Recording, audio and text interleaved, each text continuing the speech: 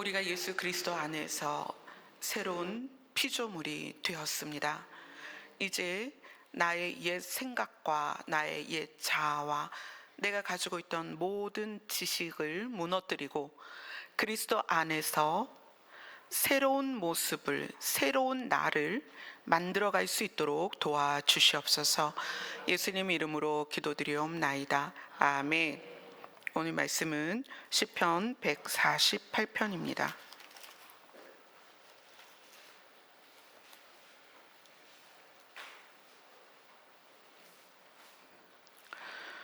시편 148편 13절 14절을 같이 읽겠습니다. 시작. 여호와의 이름을 찬양할지어다. 그의 이름을 홀로 높이시며 그의 영광이 땅과 하늘 위에 뛰어나심이로다. 그가 그의 백성의 뿔을 높이셨으니 그는 모든 성도 곧 그를 가까이 하는 백성 이스라엘 자손의 찬양 받을 이시로다. 할렐루야. 아멘. 오늘 148편도 시작과 끝이 할렐루야입니다. 할렐루야. 뭐죠? 여호와를 찬양하라.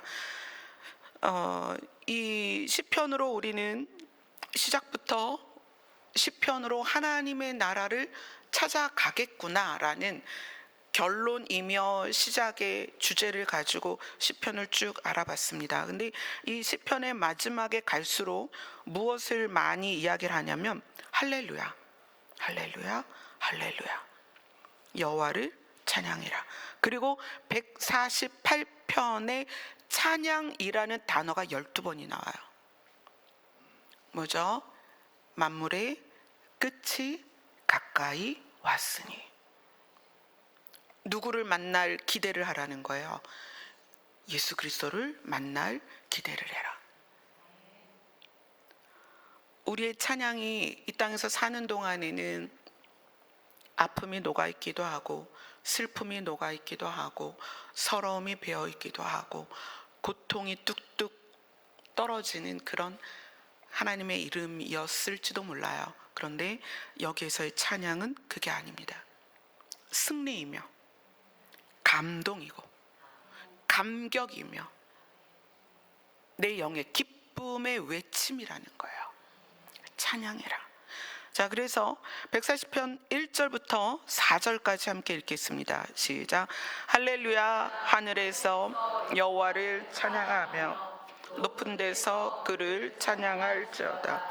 그의 모든 천사여 찬양하며 모든 군대여 그를 찬양할지어다.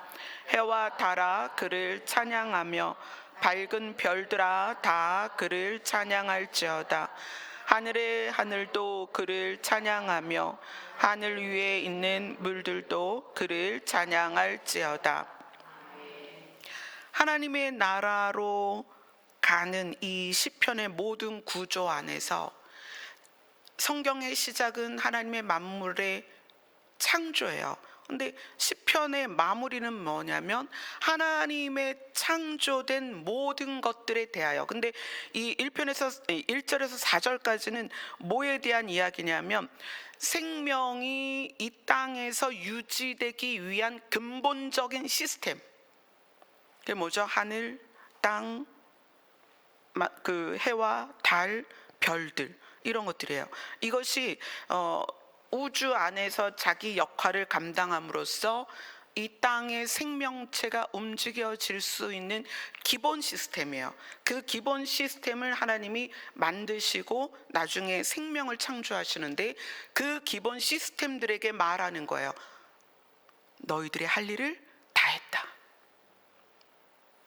만물의 끝은 이제 너희들이 지은 창조의 목적대로 이제까지 잘 왔구나. 이제 너희들의 결론에 대하여 기뻐하고 감사해라. 자, 5절을 같이 읽습니다. 시작. 그것들이 여호와 이름을 찬양함은 그가 명령하심으로 지음을 받았음이로다. 생명이 생존하게끔 하는 기본 시스템, 우주와 이 우주 안에 속한 지구와 해와 달과 하늘, 궁창, 하늘의 하늘. 하늘의 하늘이라면은 우리는 이제 바울을 통해서 하늘이 세 개다 이렇게 배웠어요. 바울이 자기가 다녀온 삼층천에 대해서 이야기하죠. 그래서 우리가 그 삼층천을 어떻게 이해해야 되냐면, 우리 눈으로 보이는 하늘, 스카이, 우리가 눈으로 보이는 하늘, 그 다음에 우주, 그죠? 우주. 그 다음에 하늘은 뭐냐면 하나님의 보좌가 있는 하늘입니다. 이게 삼층천이에요. 근데 이 하늘의 하늘, 하늘의 그 하나님의 보좌가 있는 곳, 그 다음에 하늘 위에 있는 물들, 이거는 궁창을 말하는 거예요. 우리가 눈으로 가시적으로 보이는 하늘도 있지만 그 위에 하늘에 물이 있을 거다라고 이스라엘 백성들이 생각을 했던 그 하늘들까지도 이제 너희들의 일을 마쳤으니 하나님께 찬양을 해라. 자, 그 다음에 7절부터 12절까지입니다. 7절부터 12절 같이 읽습니다. 시작. 너희 용들과 바다여 땅에서 여호와를 찬양하라. 불과 우박과 눈과 안개와 그의 말씀을 따르는 광풍이며 산들과 모든 작은 산과 과수와 모든 백향목, 짐승과 모든 가축과 기는 것과 나는 새며 세상의 왕들과 모든 백성들과 고관들과 땅의 모든 재판관들이며 총각과 처녀와 노인과 아이들아. 네, 이 하나님이 창조하신 생명이 존재할 수 있었던 그 시스템 아래에서 용이라는 것은 이제 뭐 다른 성경에서는 리워야단 이렇게 얘기해요. 그러니까 바다와 바다 안에서의 가장 큰 생물체, 그 다음에 불과 우박, 눈과 안개, 광풍, 이런 것들은 그 시스템 안에서 이루어지는 작동되었던, 무엇을 위해서 그 생명체가 살아가기 위해서 작동되는 원리들이죠. 그런 것들과 산과 작은 산, 과수며 그 다음에 모든 짐승들, 가축, 그리고 사람에 이르기까지, 어떤 사람? 노인과 아이들에게 이르기까지 그 모든 것들을 통틀어서 13절에 여호와의 이름을 찬양해라. 이제 만물의 끝이 가까이 왔고 내가 너희들에게 결론에 반드시 너희들에게 주고자 했던 하나님의 것을 드러내기 직전에, 드러내기 지금 직전이에요. 드러내기 직전에 찬양을 해라. 13절을 같이 읽습니다. 시작. 여호와의 이름을 찬양할지어다. 그의 이름이 홀로 높으시며 그의 영광과 하늘 위에 뛰어나심이로다. 하나님의 이름이 홀로 높으시며 그의 영광이 땅과 하늘 위에 뛰어나심이로다. 하나님이 신이신 하나님의 이름으로 우리에게 다가오셔서 우리에게 알려주신 것, 내가 신이다, 나는 스스로 존재한다, 내가 너희를 지었다. 그리고 그 다음에 말씀하시는 게 뭐냐면, 내가 처음 하늘과 처음 땅을 없어지게 하고 새 하늘과 새 땅을 만들 것이다. 그리고 그것을 어떻게 하겠다? 너희에게 상속할 것이다. 이것이 우리가 아는 하나님이 가지고 있는 가장 구체적이면서 가장 확실한 미션이에요. 하나님이 하고자 하는 일이란 말이에요. 그것 때문에 하나님은 우리에게 명령하실 수 있는 거예요. 나를 찬양해라. 내가 너희에게 계획한 것이 무엇인지 안다면 찬양할 수밖에 없다는 거예요. 자, 14절 같이 읽습니다. 시작. 그가 그의 백성의 뿔을 높이셨으니 그는 모든 성도, 그를 가까이 하는 백성 이스라엘 자손의 찬양 받을 이시로다. 할렐루야. 하나님께서 그의 백성의 뿔을 높이셨습니다. 근데 이 백성의 뿔을 높이신다는 것은, 이 뿔은 원래는 나팔을 말하는 거예요. 동물의 뿔로 깎아서 나팔을 만듭니다. 그런데 백성의 뿔이라는 것은 이 나팔 가지고 뭘 하냐면 하나님을 찬양하는 거예요. 그래서 하나님께서 여호와의 이름을 찬양하는 자들을 높이시는데 그의 백성을 높이시는데 그의 백성이 누구냐면 그를 가까이 하는 백성이다. 그를 가까이 하는 백성이다. 그리고 그를 가까이 하는 백성이 누구냐면 찬양을 하는 백성이다. 오늘 14절이 그렇게 이야기합니다. 하나님께서는 그의 백성의 뿔을 높이시는데 그들의 찬양을 받으신다는 거예요. 누구의 찬양을 받으시냐면 그를 가까이 하는 백성의 찬양을 받으신다. 그러면 이제 우리가 이 만물의 끝에 끝자락에 서서 모든 인류와 모든 시스템, 하나님에 의하여 창조된 모든 시스템과 모든 인류가 하나님을 찬양하며 그를 맞이할 텐데 하나님이 받으시는 찬양이 있다는 거예요. 이 땅의 모든 사람을 받아주시는 게 아니라 하나님이 받으시는 사람이 있다는 거예요. 그것을 하나님은 그의 백성이다 이렇게 표현해요. 하나님의 백성이다. 근데 그 하나님의 백성이 누구냐면 그를 가까이 하는 백성이다. 그럼 그를 가까이 하는 게 누구죠? 하나님을 가까이 하는 백성을 하나님은 그들의 찬양을 받아들이실 것이다. 그래서 그 받아진 백성이 어디로 가는 거예요? 새하늘과 새 땅으로 가는 거죠. 그래서 그를 가까이 하는 것, 하나님을 가까이 하는 것에 대한 우리의 이해가 있어야 되는 거예요.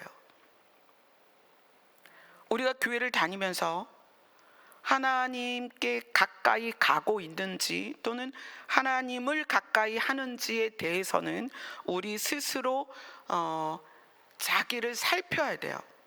이것은 내 행동, 여기에 와 있는 것으로 증명되지 않기 때문에 내가 그를 가까이 하는가?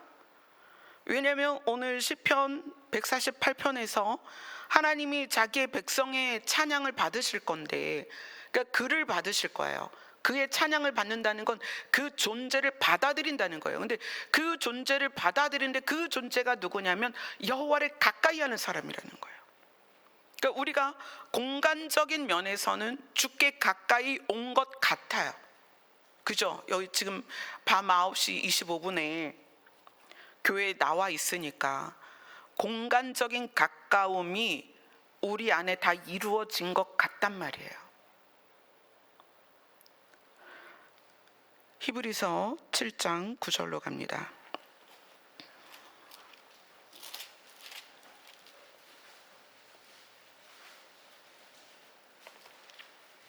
히브리서 7장 19절입니다.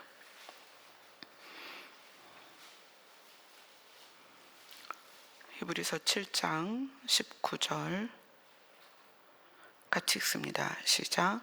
율법은 아무것도 온전하게 못할지라 이에 더 좋은 소망이 생기니 이것으로 우리가 하나님께 가까이 가느니라. 아멘. 22절을 같이 읽습니다. 시작. 이와 같이 예수는 더 좋은 언약의 보증이 되셨느니라. 더 좋은 소망이 우리가 하나님께 가까이 가도록 이끈다는 거예요. 더 좋은 소망이. 근데 그 더 좋은 소망, 이것을 22절에는 더 좋은 약속, 더 좋은 소망, 더 좋은 약속의 보증이 누구다? 예수 그리스도다. 그러면 더 좋은 소망, 더 좋은 언약은 무엇일까요? 하나님께서 하나님의 사람들, 하나님의 이스라엘 백성들이나 또 하나님의 이름을 부르는 자들에게 이 땅에서 잘되고 장수하고 강건에 대한 약속들이 성경 안에 많이 있습니다. 많이 있어요. 그러나 하나님은 더 좋은 소망이 있다는 거예요. 우리에게 말하고자 하는 더 좋은 약속이 있습니다. 그걸 위해서 예수님이 오셨어요. 그런데 여러분이 내가 이 땅에서 사는 것에 대한 소망과 더 좋은 소망에 대한 분리를 하지 못하면 하나님께 가까이 갈 수 없습니다.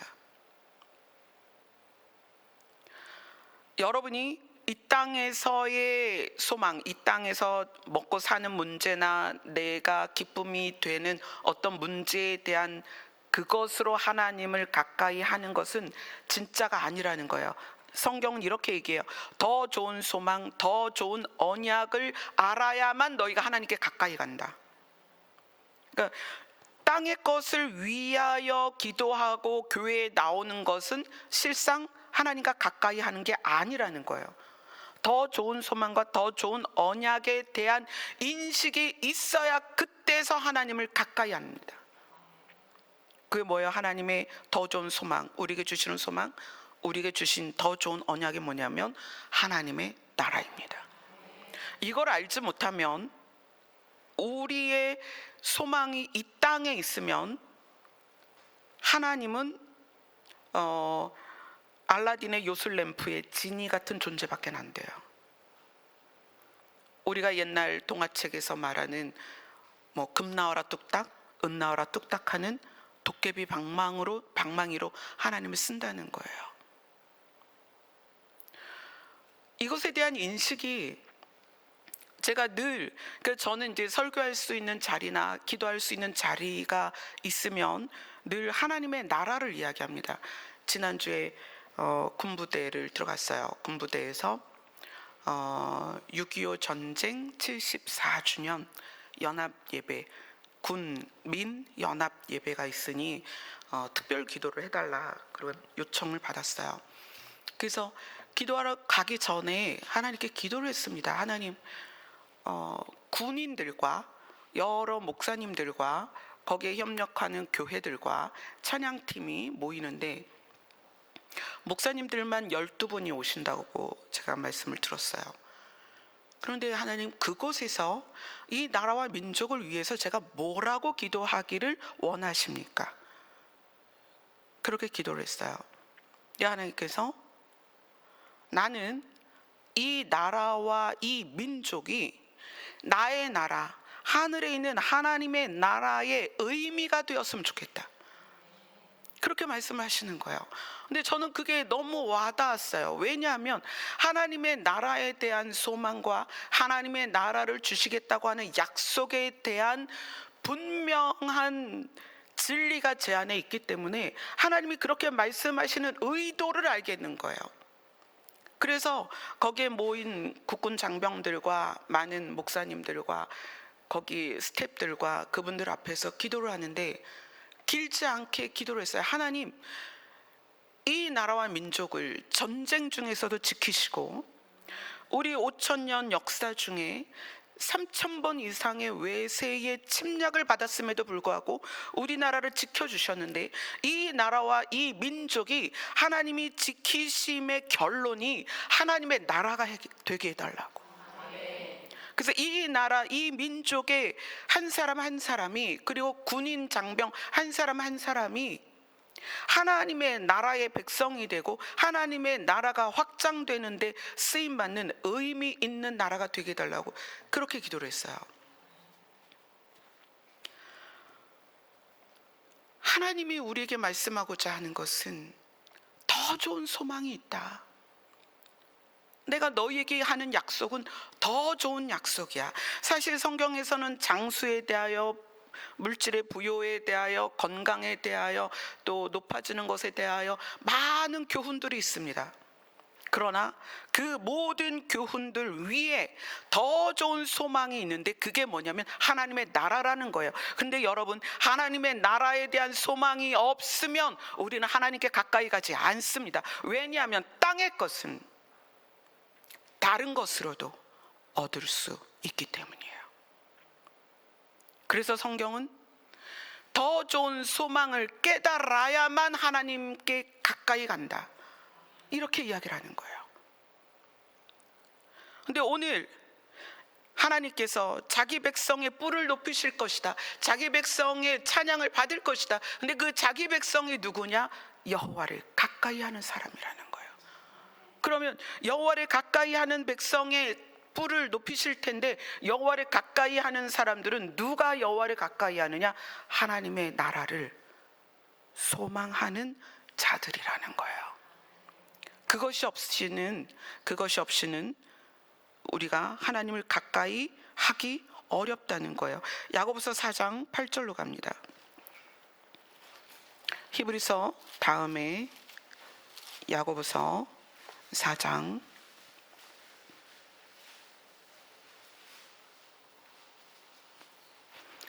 8절 같이 읽습니다. 시작.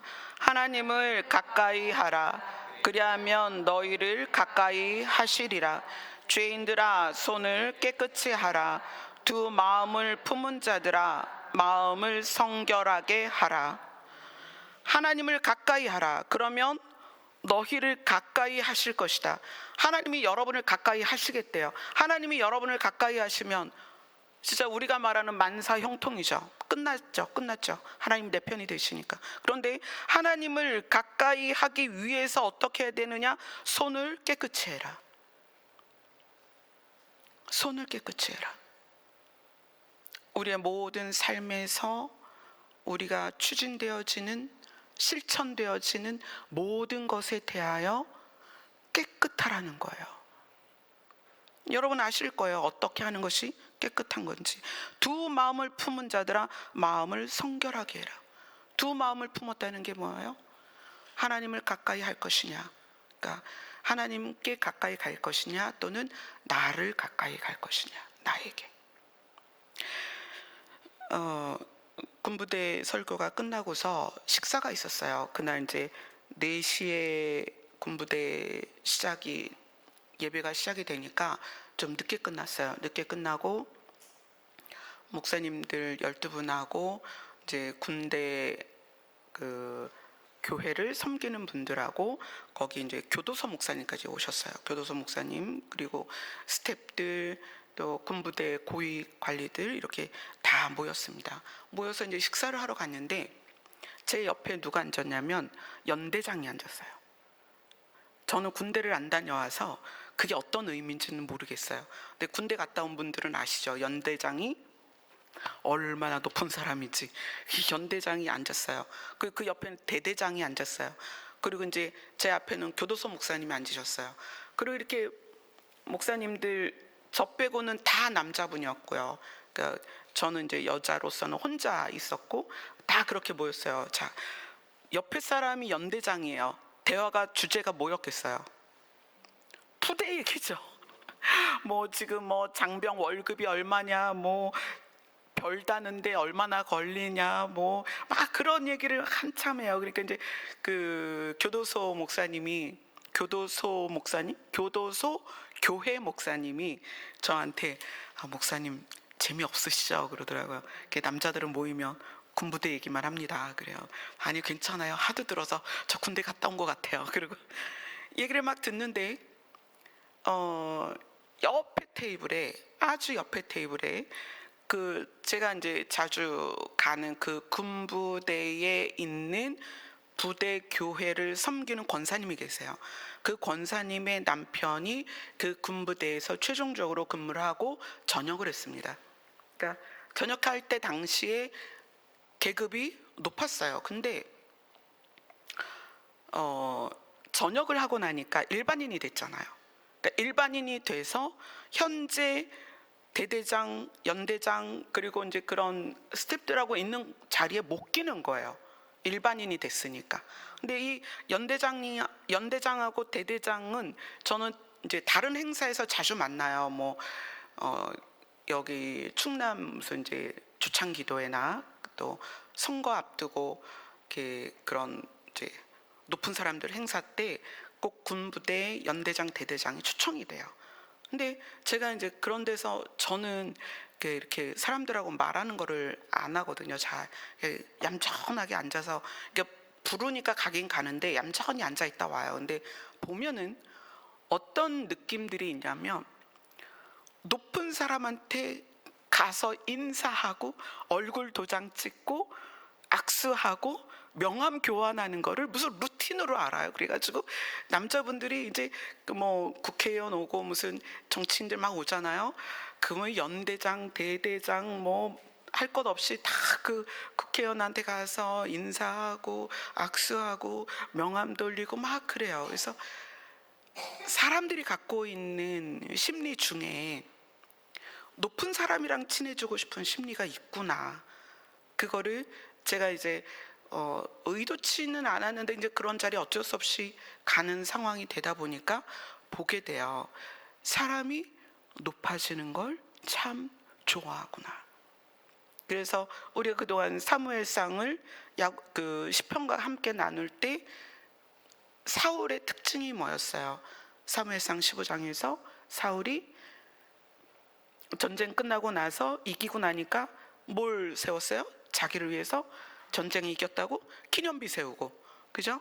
그리고 그 15장 말미에 보면 사무엘한테 그렇게 말하죠. 내가 범죄했을지라도 나를 높여서 백성들 앞에서 하나님께 제단을 쌓게 해달라. 그러면서 그 사울이 가지고 있던 심리는 자기를 높여달라는 거예요. 내가 왕이니까 나를 좀 높여줘라, 나를 좀 기념해줘라, 이런 심리가 우리 안에 있다는 거예요. 근데 두 마음을 품은 자들아 마음을 깨끗하게 해라. 그거는 나라는 존재가 나를 향해 갈 것이냐 하나님을 향해 갈 것이냐는 내가 결정해야 된다는 거예요. 이게 참 쉽지 않아요. 우리가 이 일생을 살면서 특히 이제 저도 나이가 들다 보니까, 나이가 어릴 때는 몰랐는데 50대 중반 60을 향해 가면서 제 또래의, 그러니까 그런 어떤 사회적 구조가 그렇잖아요. 또래들이 이제 많이 모이게 되는데 50대, 40대, 50대 남성분들이, 물론 여자분들도 그런 분들이 있어요. 자기의 명예를 굉장히 중요하게 생각하더라는 거죠.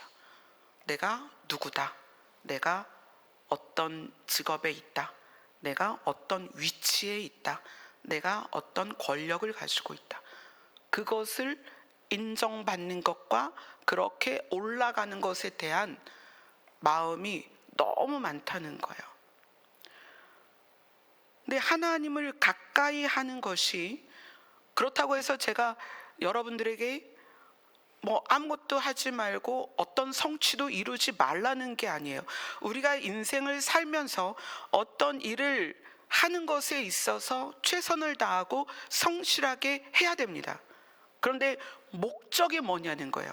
나를 높이는 게 목적이 되어서는 안 된다는 거죠. 그거는 그냥 결과물이어야 돼. 내가 추구하는 부분이 아니고 내가 성실히 산 것에 대한 결과물이어야 된다는 거예요. 그래서 하나님을 가까이 하는 것에는 어떤 심리까지 포함이 되냐면 모든 일에 여호와를 인정하는 것까지 포함이 돼야 됩니다. 모든 일에 여호와를 인정하는 것. 그거는 어떤 거냐? 제가 어제 이제 청년하고 대화를 하는데 그 청년이 물어봐요. 목사님이 자기한테 이야기해주는 이런 내용들에 숨어있는 이런 지혜들이 어디에서 왔나요? 이렇게 물어봐요. 그래서 순간 저도 이제 그런 질문을 처음 받아봐서, 일단 이제 그 친구가 제가 한 말에 대해서 지혜롭다고 생각을 했으니까 그렇게 물어봤겠죠. 근데 이제 저는 그렇게 생각을 해본 적이 없어서 대답을 해야 되는데 준비된 질문이 아니잖아요. 그러니까 순간 멈칫하고, 하나님, 이 친구가 저에게 저의 말이 지혜롭다고 이야기를 하는데 이 지혜가 어디에서 왔을까요? 근데 하나님께서 너의 고난에서 왔다. 너의 고난에서 왔다. 너의 지혜는 너의 고난에서 왔다. 그러면 고난이 우리의 삶의 모든 고난이 다 지혜가 되느냐? 그건 또 아니잖아요. 그죠? 예를 들어서 시어머니에게 시집살이를 된통한 며느리가 나중에 자기 며느리를 아주 잘해주는 시어머니가 될 수도 있고 자기 시어머니보다 더한 시어머니가 될 수가 있어요. 그러니까 고난이라는 것은 결과가 어떻게 나올지 모른다는 거예요. 고난이 지혜가 되는 건 아닙니다. 그러면 고난이 지혜가 되는 방법은 뭐냐? 어떻게 나의 고난이 지혜가 되느냐? 모든 일에 여호와를 인정하면 고난이 지혜가 되는 거예요. 그럼 그건 무슨 얘기냐? 우리가 생각하는 하나님이 함께 하신다라는 것의 의미가 만사 형통이냐? 그렇지 않다는 거예요. 하나님이 함께 하시는 것은 하나님의 뜻이 이 땅에 이루어지는 거예요. 그걸 위해서 하나님이 함께 하세요. 그럼 하나님의 뜻이 이 땅에 이루어지는 게 무엇이냐? 하나님은 우리에게 더 좋은 소망을 주셨는데 그것이 하나님의 나라입니다. 근데 그 하나님의 나라에 우리가 갈 때까지 이 세상의 과정에서 천국을 누리는 것. 그러면 우리는 이 땅에서 어려운 일도 없어야 되고 아픈 일도 없어야 되고 슬픔도 없어야 되고 가난도 없어야 되고 질병도 없어야 되느냐? 그럴 수는 없다는 거예요. 왜죠? 이 땅이 가시와 엉겅퀴를 내는 땅이기 때문에. 아담과 하와가 내쫓겼을 때 이 땅의 상태가 어땠어요? 가시와 엉겅퀴를 내는 땅이다. 그래서 어떻게 해라? 너 밥 먹고 살려면 이마에 땀을 흘려라. 우리는 그런 곳에서 살고 있단 말이에요. 근데 이런 곳에서 살면서 어떻게 하나님의 뜻이 이 땅에 이루어지냐는 거야. 하나님의 뜻은 우리를 새하늘과 새 땅으로 데려가는 거예요. 근데 이 땅에서도 너희들이 새하늘과 새 땅에서 사는 것처럼 살라는 거잖아요. 그래서 너희들에게 내가 평안을 줄 건데 세상이 감당할 수 없는 평안이다. 내가 너희에게 주는 평안은 가시와 엉겅퀴가 뒤덮을 수 없는 평안이다. 그게 가능하냐고요.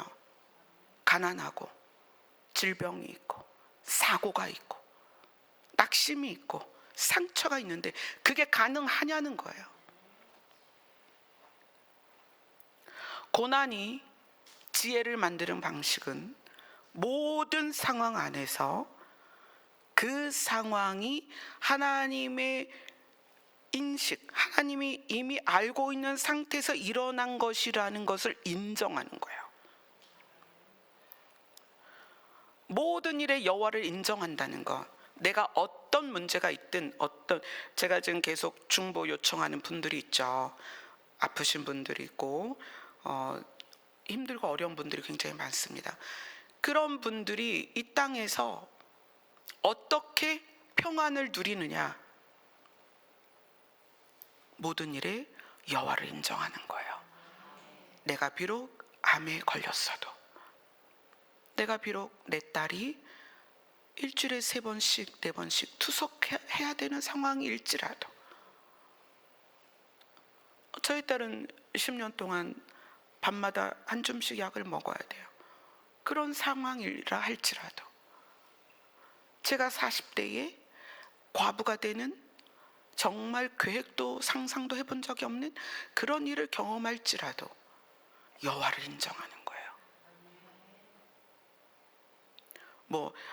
무슨 뜻이 있어서 이런 일이 있을 거야 이런 거 말고요. 그렇게 접근하지 마세요. 그러니까 보통 우리가 그렇게 생각해요. 어떤 일을 딱 당하면 분석을 해요. 이런 일이 나에게 왜 일어났을까? 하나님이 어떤 일을 하시려고 할까? 그러면서 분석을 하는데, 물론 분석이 도움될 때도 있지만 고난이 여러분에게 유익이 되려면, 고난이 여러분에게 지혜가 되려면 어떤 상황에서도 주님이 함께 계신다는 것을 여러분이 인식하셔야 돼요. 주 안에 있다는 거, 이거는 주예요. 주, 우리의 주인이에요. 그러면 주 안에 있다는 건 요 안에 있다는 거예요. 무슨 얘기죠? 나에게 일어나는 모든 일이 하나님의 통치 안에서 이루어진다. 그렇다면 그 만사의 모든 일에 대하여 내가 감정적이거나 격동하지 않는 거예요. 그리고 잠잠히 아버지가 하실 일을 아버지가 신실하게 이루실 것에 대하여 기다리는 거예요. 그래서 주를 가까이 하는 사람들의 특징이 뭐냐면 주께 가까이 갈수록 감정의 변화가 없다. 평안한 거예요. 물론 우리가 지뢰를 밟을 수도 있죠. 핵이 떨어질 수도 있습니다. 우리가 우리 인생사에 정말 믿었던 사람이 배신할 수도 있고요. 정말 오지 않을 것 같은 상황이 나한테 올 수 있다는 거예요. 그럼에도 불구하고 그것에 의하여 흔들리거나 또는 분노하거나 화를 내거나 원망하는 것이 아니라 내가 어디에 있다? 주 안에 있다. 아멘. 그런 마음으로 사는 것이 주를 가까이 하는 거예요. 하나님을 가까이 하는 거예요. 그래서 이것을 하기 위해서 꼭 필요한 게 있습니다. 그게 뭐냐면 긍정적인 사고예요. 근데 이 긍정적인 사고라는 게 예전에 한 25년 전 조엘 오스틴 목사님이 긍정의 힘이라는 책을 발간을 해서 교회들마다 그거 사서 읽고 막 공부하고 난리를 했어요. 그런 긍정의 힘이나 또는 마인드 컨트롤을 통한 어떤 긍정의 힘들, 또 긍정의 파워, 그래서 또 순복음교회에서는 할 수 있다, 하면 된다, 해보자, 이런 구호들이 있었습니다. 근데 그러한 것들은 무엇을 목표로 하고 있냐면 가시적인 성공의 목표를 두고 있어요.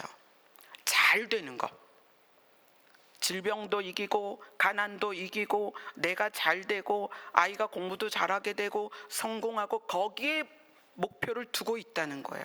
그런데 진짜 긍정은 뭐냐면 나에게 일어나는 모든 상황에 대하여 감정으로 흐르지 않는 거예요. 그게 진짜 긍정이에요. 그리고 어떻게 하는 거예요? 내가 주 안에 있으니. 나만 주 안에 있나요? 집사님들도 주 안에 있고 장로님들도 주 안에 있고 모두가 주 안에 있어요. 주 안에 있으니 어떤 일이 있어도 감정으로 흔들리지 않는 거예요. 그걸 뭐라 그러죠? 우리를 어디에 뿌리를 내려라? 반석에 뿌리를 내려라. 제가 주중에 이제 어떤 자매하고 카톡을 했어요. 제가 사실 카톡하는 시간이 굉장히 많아요. 장문의 카톡은 또 답장을 해야 되잖아요. 그러니까 생각을 하고 답장을 해야 될 일도 있고 위로를 위한 답장을 해야 될 때도 있고 또 의논을 하는 답장이 있을 수도 있는데 제가 어떤 자매와 어떤 답장을 하면서 그런 얘기를 했어요. 우리가 반석에 뿌리를 내린다는 것은 반드시 내 자아를 뚫어야 된다. 내 자아를 뚫고 반석에 뿌리를 내려야 된다. 그래서 반석에 뿌리 내리는 게 쉽지 않다는 거예요. 내 자아가 뭐죠? 내 경험으로 형성된 거예요. 내 경험으로, 내 상처로, 내가 가졌던 과거로 똘똘 뭉친 게 내 자아란 말이에요. 그래서 모든 상황에서 내 자아가 드러나요. 내 자아가 반응을 한다는 거예요. 그런데 긍정적인 건 뭐냐면 줄다리기를 하는데 청팀과 홍팀이 줄다리기를 해요. 그러면 이 줄은 가만히 있을 수는 없어요. 힘의 균형이 반드시 깨지기 때문에 처음에는 홍팀으로 조금씩 딸려가는데 딸려가다 보면 결론적으로는 완전히 무너져서 홍팀으로 확 딸려가죠. 긍정적이라는 것은 이 땅에서 살면서 내 안에 일어나는 과거에 연결된 자아들이 상황에 반응할 때마다 그것을 조절하는 거예요. 내 스스로. 아니야. 그래, 물론 나 화나, 짜증나. 그런데 이 순간에 하나님이 나와 이미 함께 하시고 이 상황이 하나님 안에 들어있으니까 하나님께서 보고 계시니까 이것을 하나님이 인도해 주실 거야. 하나님이 도와주실 거야. 내가 억울하지만 내가 드러나지 않아도 돼. 언젠가는 이것이 해결될 거야. 이러한 마음으로 있는 것이 주를 가까이 하는 것이고 이것이 긍정적인 거예요. 그래서 이 긍정이 나를 주께로 끌어간다는 얘기예요. 그래서 생전에 제가 저희 남편과 대화 중에 여러 번 그런 얘기를 했어요. 지구가 돌아가는데 문제만 안 되면 냅둬. 잘 될 거야. 근데 여러분 인생에서 지구가 돌아가는데 문제가 되는 게 뭐가 있을까요? 제가 아무리 살이 쪄도 지구가 돌아가는데 영향을 미치진 않아요. 그죠? 우리 인생사에서 지구가 돌아가는데 문제가 될 만한 게 뭐가 있을까요? 그런데 우리는 모든 상황에서 지구가 무너질 것처럼 반응한다는 거예요. 그게 뭐예요? 부정적이라는 거예요. 긍정적인 건 뭐죠? 우리 모두가 주 안에 있으니까 지금의 상황을 견디는 거예요. 고난이 어떻게 지혜가 되느냐? 그 모든 상황을 견디고 있으면 하나님께서 그것에 대하여 일하세요. 그래서 시간이 지나면 하나님이 그래서 이런 일을 하셨구나를 알게 돼요. 그래서 동일한 사건이 생겼을 때 내가 할 말이 있는 거야. 하나님이 도우실 거다. 하나님이 인도하실 것이다. 저는 목회를 하면서 많은 분들에게 때로는 이렇게 하고 때로는 이렇게 하고 해요. 그럼 이것이 대다수의 많은 사람들이 볼 때에는 왜 목사님은 이 사람한테는 이렇게 해주고 저 사람한테는 저렇게 해줘요? 불공평한 게 아니에요? 이렇게 말할 수 있습니다. 그런데 시간이 지나고 보면 그 일을 왜 하셨는지가 드러나요. 하나님이 이 사람을 살리려고 하셨구나. 하나님이 이 사람의 아이를 살리려고 하셨구나. 그런 일들이 굉장히 많습니다. 그래서 저는 때로는 무모할 정도로 어떤 일을 진행할 때가 있어요. 그리고 시간이 지나면 하나님이 한 사람 한 사람을 얼마나 사랑하시는지 알아요. 깨닫게 돼요. 사실 이제 구체적인 예로는 이제 김수흥 집사님 이사 들어오신 것에 대해서도 하나님께서 꿈으로 알려주시고 김수영 집사님을 이사를 시켜야 되도록 마음을 주셔서 이사를 오시게 했어요. 그리고 나서 동찬 형제가 다치고 한국에 들어오고 여기에서 회복이 되고 치유가 되고 그러면서 이제 곧 캐나다로 떠나게 될 텐데 하나님이 저는 이제 동찬 형제를 몇 년 전에 한번 봤거든요. 그때 그 청년에게 복음의 씨앗이 심겨진 걸 봤어요. 그래서 제가 집사님한테 그랬어요. 동찬 형제에게 복음의 씨가 심어졌다. 하나님이 그것을 싹이 나게 할 것이다. 근데 이번에 오게 된 거예요. 근데 집사님이 여기 거주를 하니까 동찬 형제가 저절로 이 빌리지 안에 들어온 거예요. 그리고는 3주를 지나고 저한테 이야기를 하는 거예요. 이런 공동체에 엄마가 계셔서 너무 감사하다고. 그리고 그 청년이 얘기하라는 거예요. 그동안은 캐나다에서 결혼하고 살 생각이었는데 이제는 한국에 올 수도 있겠다는 마음이 든다는 거예요. 제가 집사님한테 부탁을 했어요. 엄마의 사랑이 동찬 형제의 마음에 있는 복음의 씨에 싹을 트게 할 것이다. 처음에는 왜 집사님을 여기에 빌리지로 모시고 와야 되는지 저 자신도 고민하면서 오시라고 했어요. 근데 하나님께는 장기적인 계획이 있는 거예요. 집사님의 아들을 위해서. 그래서 그 아들이 처음에 저하고 만났을 때보다 이번에 만났을 때 더 많이 회복되고 더 사랑을 품고 하나님을 알고 그리고 이제 캐나다로 떠나게 될 거예요. 이제 다음 주 월요일쯤 가는데 하나님이 하시는 일은 우리의 생각으로는 왜 그렇게 해야 되죠? 왜 우리가 손해봐야 되죠? 왜 내가 손해봐야 되죠? 왜 남들보다 그 사람에게 더 호의를 베풀죠. 왜 목사님은 저 사람 편인 것 같아요? 왜 목사님은 저 사람을 더 사랑하는 것 같아요? 그렇게 말씀하시지만 성도들이 그렇게 반응할 수도 있지만 하나님께는 모든 만물의 시스템보다 중요한 사람 하나를 살리기 위해서 우리는 알지 못하지만 어떤 일을 이루신다는 거예요. 근데 그것에 대한 순종이 누가 순종하는 거예요? 하나님의 뜻이 무엇인지를 아는 사람이 순종하는 거예요.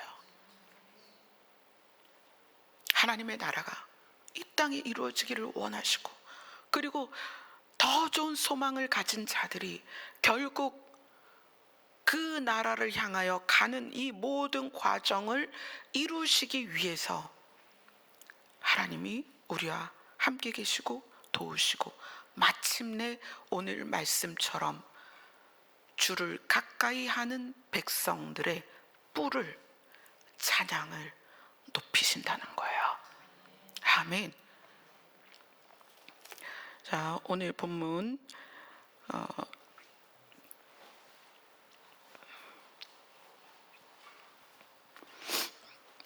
이 시편 148편에서 그를 가까이 하는 백성 이스라엘 자손의 찬양을 받으시고 높이시는 하나님. 그런데 반대로 하나님이 가까이 하는 사람들이 있어요. 하나님이 가까이 하는 사람. 그게 누굴까요? 시편 145편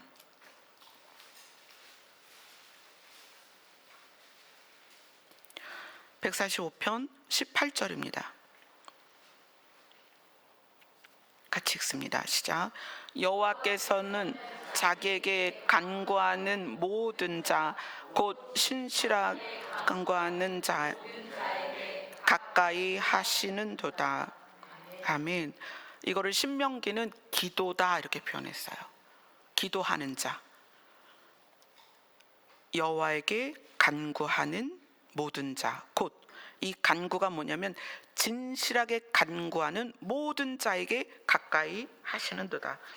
진실한 간구는 뭐냐면 하나님의 뜻을 알고 더 좋은 소망이 무엇인지 내 안에 들어있고 하나님의 나라를 위하여, 하나님이 우리에게 주신 약속이 무엇인지를 인식한 상태에서 하는 간구입니다. 그래서 상대가 나한테 피해를 주던, 또는 내가 손해를 보던, 상대가 나를 업신여기던, 상대가 나를 깔보던 어떤 상황에서도 그의 구원을 위하여, 그가 하나님의 나라에 인도되어지기를 위하여 기도하는 모든 기도하는 자들에게 어떻게 하신다? 여호와께서 가까이 하시는도다. 아멘. 기도라고 다 되는 게 아니에요. 여기서 진실한 간구라고 얘기합니다. 어떤 게 진실한 간구일까요? 진리를 깨달은 자의 기도라는 거예요. 진리를 깨달은 자의 기도가 뭐예요? 진리가 뭐예요? 하나님의 나라에 대한 하나님의 뜻입니다. 예수님은 그것을 위해서 오셨어요. 아멘. 이제 시편이 2주면 끝날 거예요. 시편이 2주면 끝나는데, 저도 시편을 시작하면서 이 시편이 어떻게 우리를 하나님의 나라에 가까이 가도록 할까, 저도 모르고 시작을 했지만 시편을 보면 볼수록 하나님이 우리에게 주시는 메시지의 결론은 하나님의 나라입니다. 그것이 여러분에게 소망이 되지 않으면 여러분은 하나님께 가까이 갈 수가 없습니다. 왜? 하나님의 나라가 소망이 아니면 결국 내 소망은 나이기 때문에, 정반대 방향이기 때문에 하나님께 가까이 갈 수가 없습니다. 여러분들의 찬양이 이제는 시온산에서 주님 앞에서 부르는 찬양일 수 있었으면 좋겠습니다. 이제 얼마 안 남았습니다. 아멘. 우리 찬양 한 장 부르고 기도하겠습니다. 찬송가 411장입니다.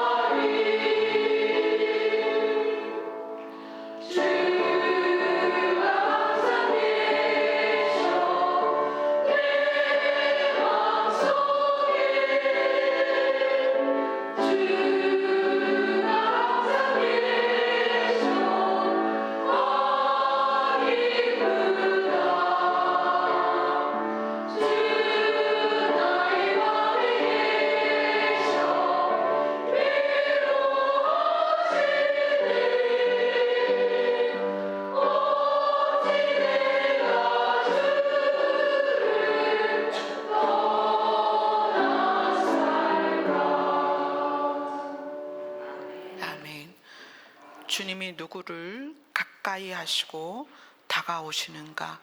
주의 이름을 부르는 자들에게 다가오십니다.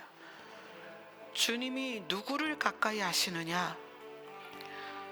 하나님의 뜻을 알고 진실한 간구를 하는 자들에게 주님이 가까이 하십니다.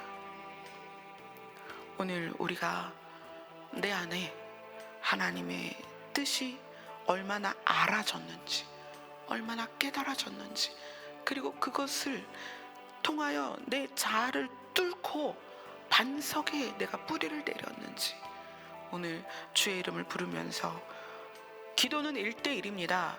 여기에서 아무리 큰 소리가 나고 아무리 기도를 크게 해도 기도는 나와 하나님입니다. 여기서 음악 소리에 의해서 취해서 황홀한 기도를 해도 실상 내가 하나님과 기도하는 것이 가장 중요합니다. 여러분들이 허락되는 시간까지 기도하시면서 기도 가운데 주님과 더 가까워지는 그런 시간이 되었으면 좋겠습니다. 기도하겠습니다.